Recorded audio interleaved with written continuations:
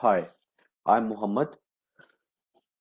In this video clip, I'm going to give a demonstration how to create an Oracle PL SQL trigger.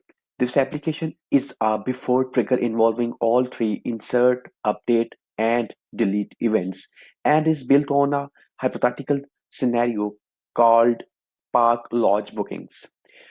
Through the sequence to create a foolproof trigger, first I will throw some light on before, insert, update, and delete triggers and essential points to consider before creating a before IUD trigger.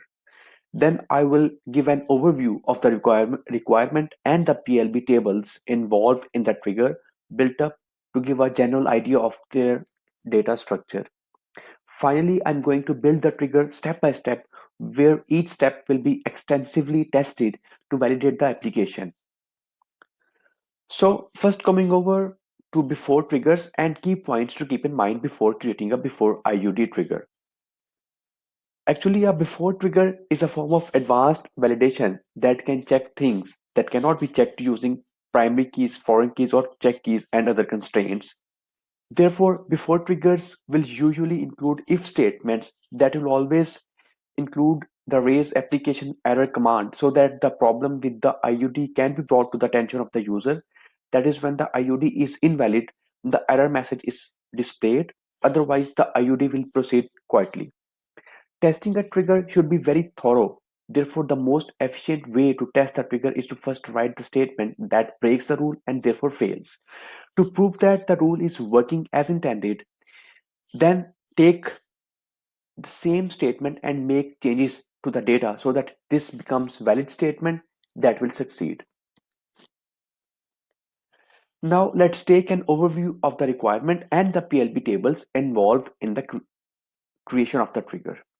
The requirement as it states, before addition, updation or removal of any rows for the logis to the database, certain regulations need to be adhered to with respect to the operator whom they belong to and the park where they exist.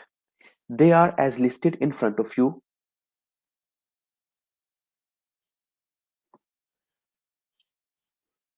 After going through the requirement, let's have a look on the tables involved and then start building the trigger step by step.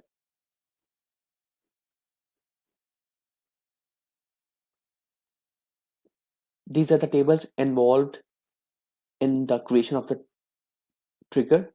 First one is the operator table, then park table, and then lodge table.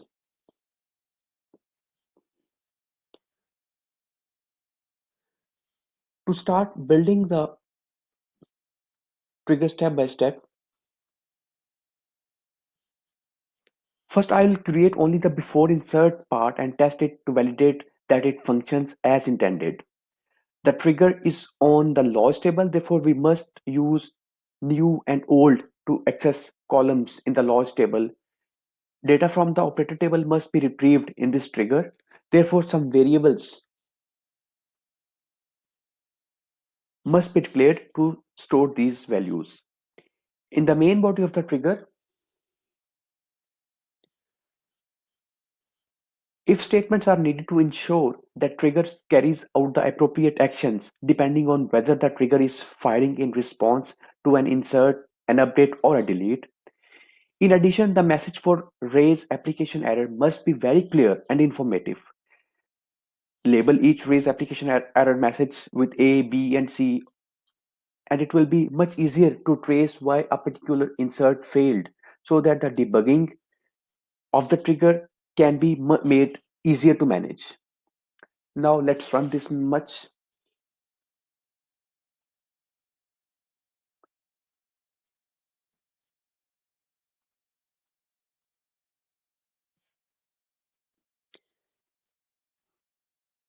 In the results, we can see that to validate, we first run an invalid insert and the trigger fails to fire. As here, a row for lodge with more than 30 rooms is being inserted, which is associated to an operator not from Ireland.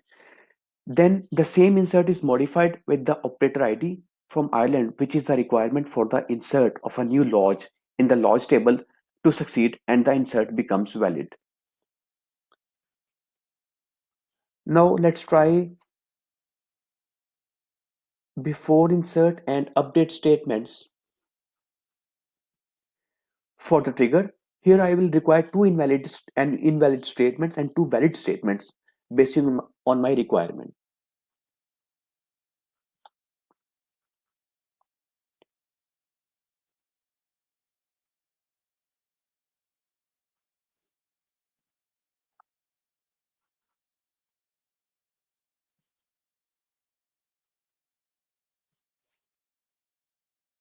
In the results of update statement for the first part, which requires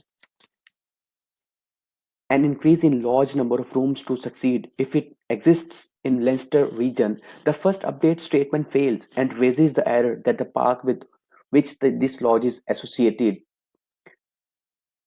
does not exist in Leinster region, whereas the second update statement succeeds as it fulfills the criteria and validates this part of before update trigger. In the results of update statement for the second part, which requires a decrease in large number of rooms to succeed, if the related park has total visitors last year less than 40,000, the first update statement is invalid and fails, and then raises the error that the park with which this lodge is associated does not fulfill the criteria. Whereas the second update statement succeeds as it fulfills the criteria and validates this part of before update trigger.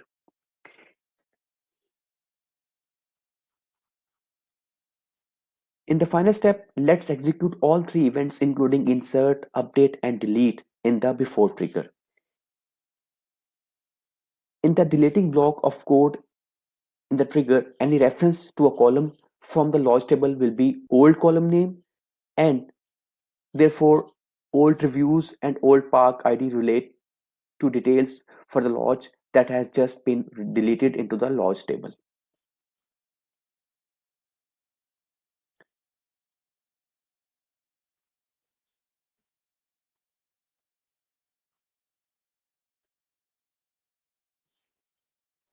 In the results for the delete part of the trigger, I have first inserted two new rows to test and validate the delete event. First one is to test the invalid delete, and the second one fulfills the criteria as programmed in the trigger main code. Therefore, the first one fails to execute and delete the lodge as it has poor reviews but associated with the park which does not exist in Essex region. The second delete succeeds as it fulfills the criteria and validates the delete part of the trigger.